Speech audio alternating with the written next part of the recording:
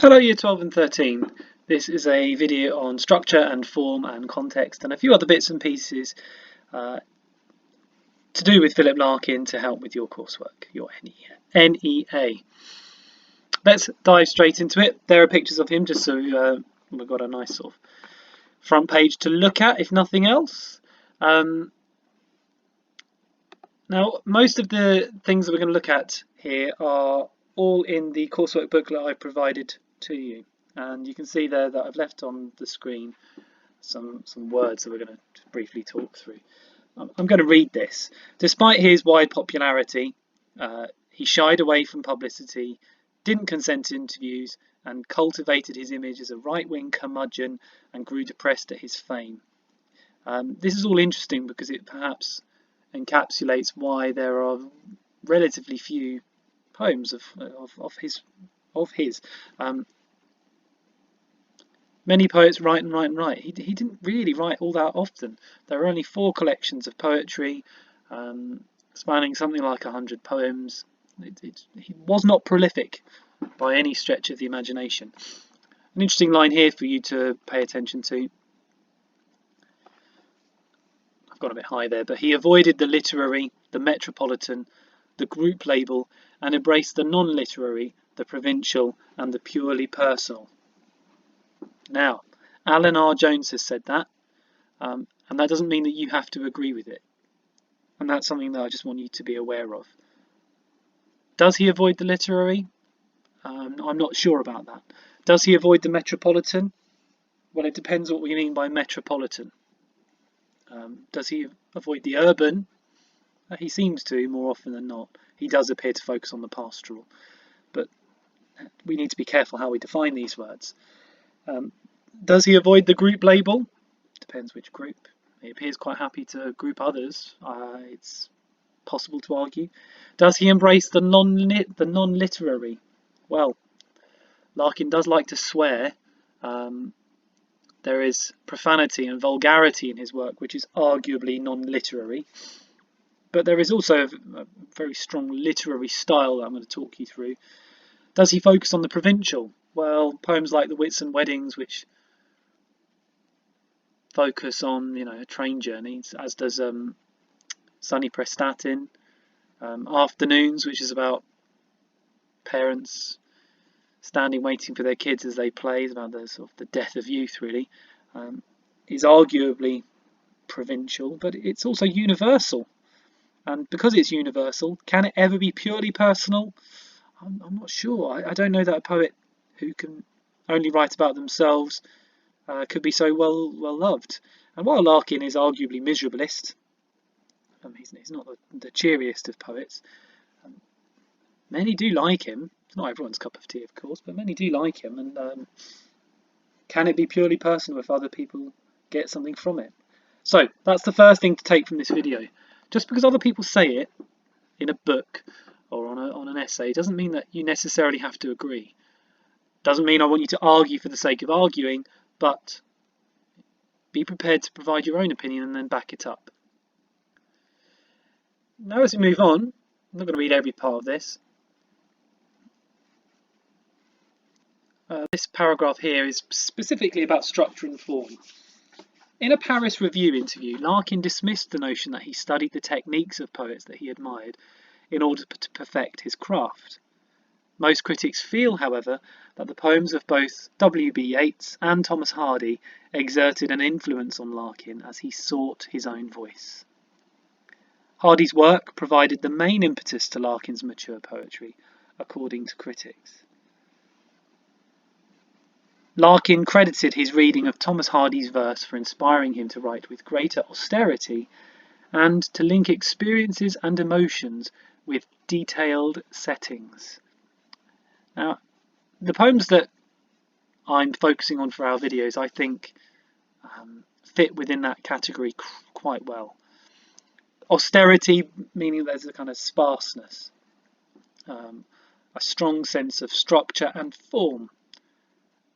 They do link experiences, things that he's seen, things that he's done, but mainly observations, really, and they are rooted in a particular kind of geography or place.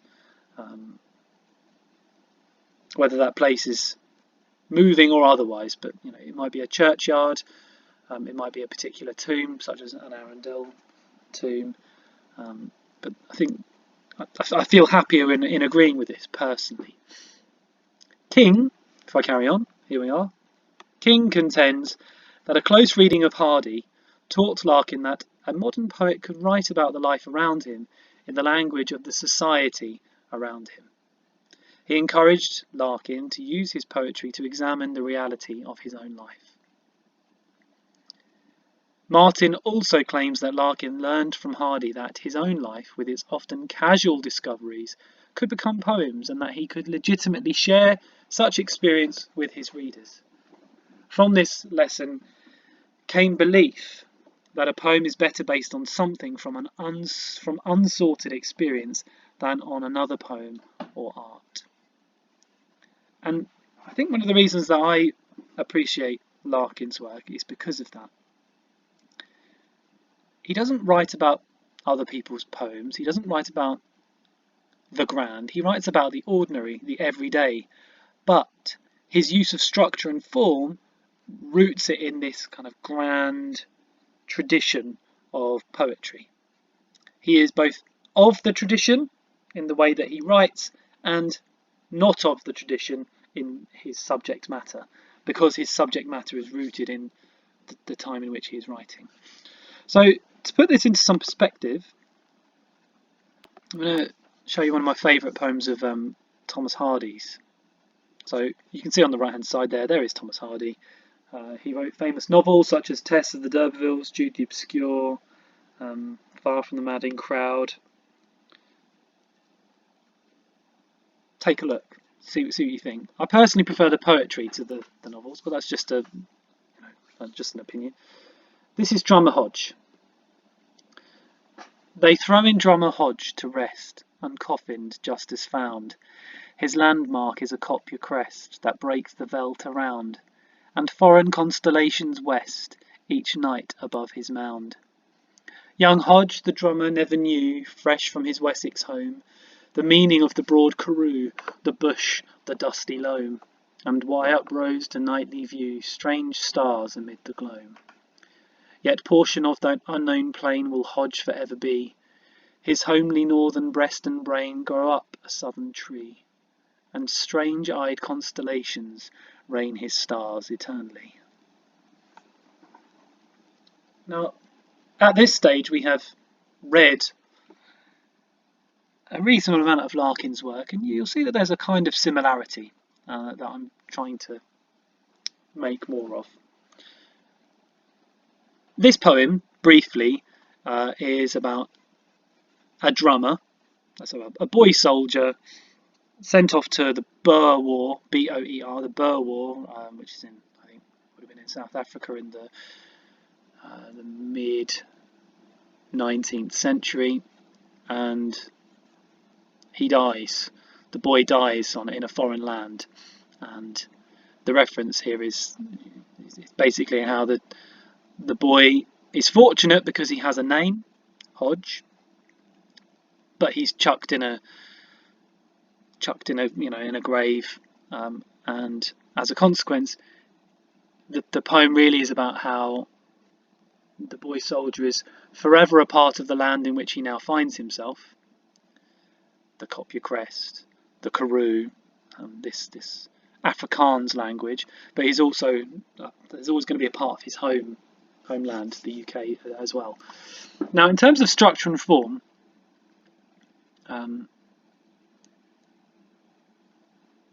if we kind of count out the syllables, we do it quite simply. They throw in Drummer Hodge to rest. We have 8 lots of 2, and by having 8 lots of 2, we have dee-dum, dee-dum, dee-dum, dee-dum, da-dum, da-dum, da-dum, da-dum, whichever way you want to do it, dee-dums or da-dums. We have iambic pentameter. We have we have iambic tetrameter. What an error. Iambic tetrameter. We have an unstressed syllable followed by a stressed syllable, and we have 4 lots of those. 4 times 2 is 8, It's broadly fitting into iambic tetrameter in that first line. That's then followed by uncoffin just as found. So you breaking more into a different rhythm there. His landmark is a coppier crest that breaks the veldt around. And foreign constellations west, each night above his mound. So roughly speaking, we have 8 beats and then 6 beats, and it's sticking to that pattern virtually the whole way through. How is it similar to Larkin's work? We have a kind of personal experience, sort of, the description of a drummer, and it's completely rooted in place. So there are strong similarities here between Larkin and Hardy, which tie into the view of the critics that we started with, that Larkin looks at the writing of others and seeks to emulate it to a degree. So while Larkin rejected that, or he said it wasn't an explicit, conscious decision, critics suggest that this is a thing. And so when we look at poems such as the Whitsun Weddings once more, and if I go up to that, which we should find on page 8 of your booklets. So we've already looked at this. I'm not going to spend a huge amount of time on this. If I can find page 8, that would be very, very helpful.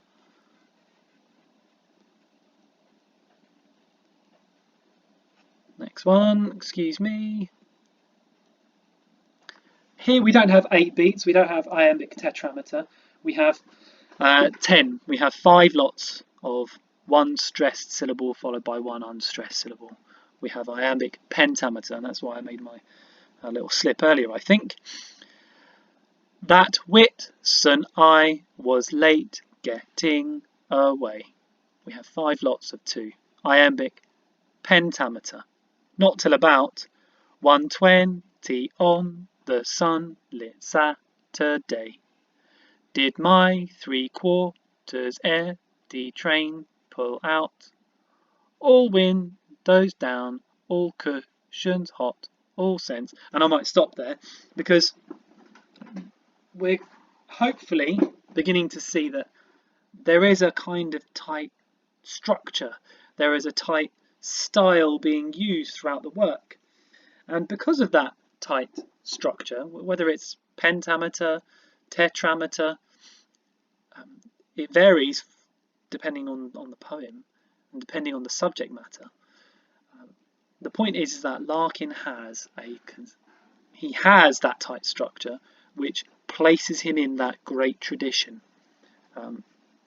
So the key is Larkin, he is of the great tradition because he uses the styles and structures of those who have gone before, most notably W.B. Yeats and Thomas Hardy.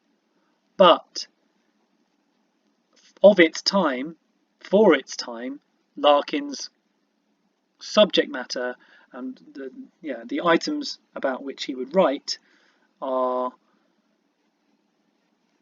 nothing like Hardy's. They're nothing like Yeats.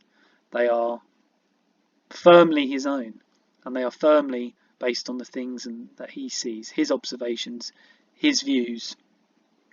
And the Whitsun Weddings, which we have looked at before, is a really good example of that, because effectively it's a poem about Larkin's train journey from Hull into London, and on the day of Whitsun, as he sees people get married.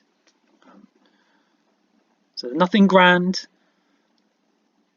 nothing artistic, nothing really all that special. It's really quite mundane. It's really quite everyday. People get married. It's not uncommon. But by using those methods, the structure and the form that root him in the past, arguably it helps the work to elevate it in some way and place the poem as belonging to that great tradition. The question is, do you agree? Do you like it? Yes or no? And to finish this video, I'm just going to push you towards this document, this web page here. So if you go to the Federalist, type in that. Your suspicions are correct. Free verse poetry is garbage. I'd ask that you read it and decide if you agree. Larkin does not use free verse, so perhaps the poet here, the writer would quite enjoy it. But what do you think? Do we need pentameter? Do we need tetrameter to make the work good, or does the free verse help? What do you think? So hopefully that helps with regards to Larkin.